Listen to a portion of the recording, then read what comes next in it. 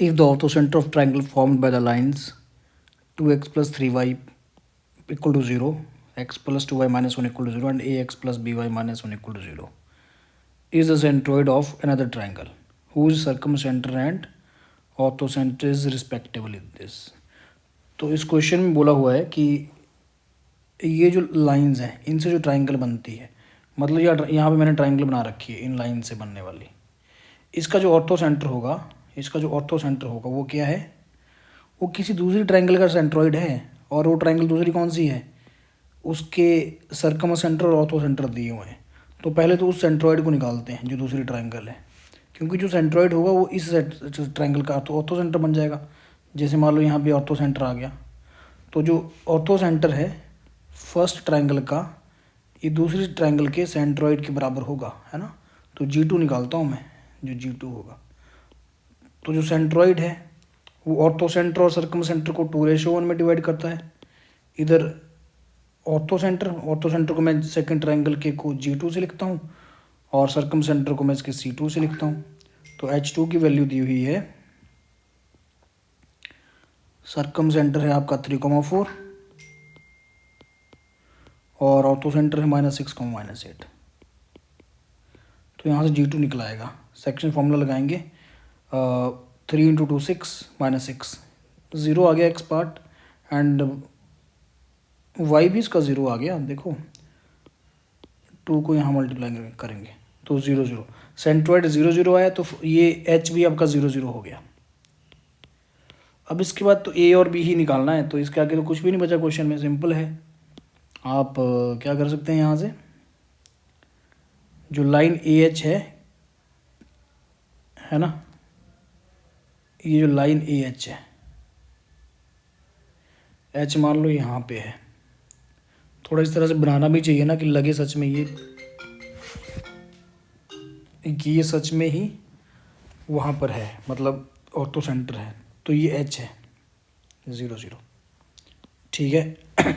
जो line AH है it is perpendicular to BC, क्योंकि H ऑर्थो सेंटर है, तो जो स्लोप ऑफ BC है ये हो जाएगी -AB, और अगर इसको मैं AH की स्लोप से मल्टीप्लाई करूँगा तो मेरे पास -1 आना चाहिए। अब AH की स्लोप कैसे निकलेगी, उसके लिए पॉइंट A निकालना पड़ेगा। तो पॉइंट A तो निकल आएगा ना स्टूडेंट्स, इन दोनों लाइंस को सॉल्व करके। अगर मैं ये इक्वेशन 1 है, ये 2 है, अगर मैं इक्वेशन 1 को मल्टीप्लाई करता हूँ किससे, कर देते हैं मल्टीप्लाई इसको, इक्वेशन 1 को नहीं, इक्वेशन 2 को 1 से मल्टीप्लाई करते हैं। 2 × 1, x को कैंसिल कराना है ना, एंड देन अरे क्या किया मैंने, इक्वेशन 2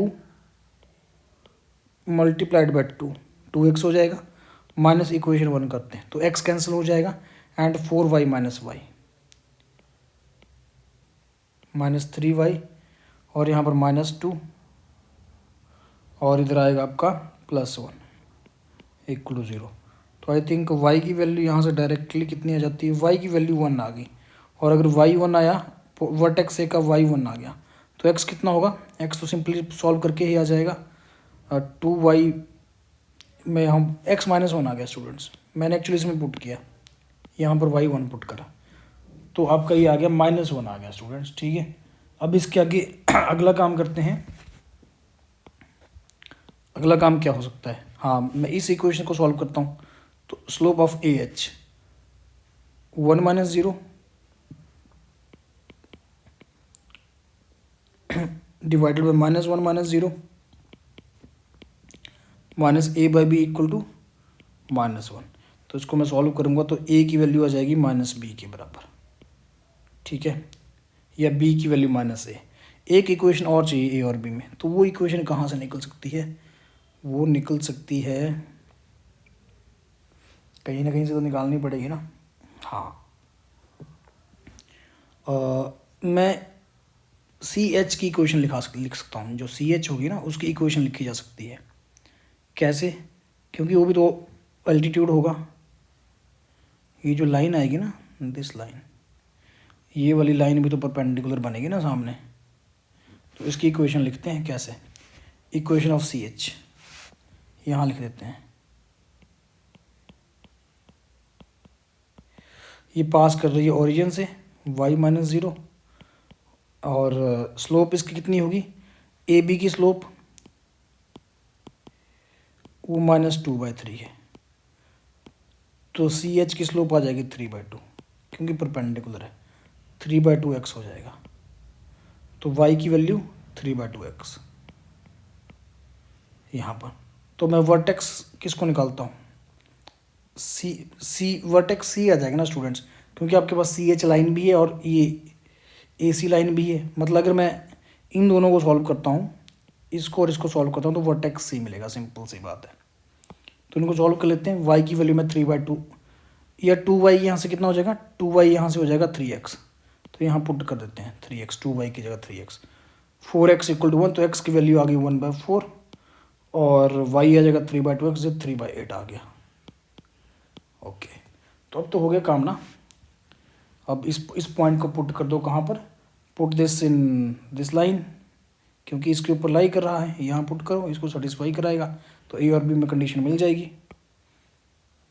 तो मैं यहाँ इसको पुट कर रहा हूँ, हमारे पास आएगा a/4 प्लस b × 3/8 -1 = 0। इसको और b की जगह फिर -a भी बनना है, तो फाइनली a/4 -3a/8 -1 = 0। तो यहाँ से a की वैल्यू आ जाएगी कितनी, a की वैल्यू आ गई आपकी -8, तो b भी 8 हो जाएगा। तो स्टूडेंट्स अगर आप a - b का मॉड करेंगे तो ये फिर 16 आ जाएगा, यहाँ से डायरेक्ट 16 विल बी आंसर, क्योंकि मैग्नीट्यूड दोनों का सेम है तो ऐड हो जाएंगे, 16 आंसर आ जाएगा।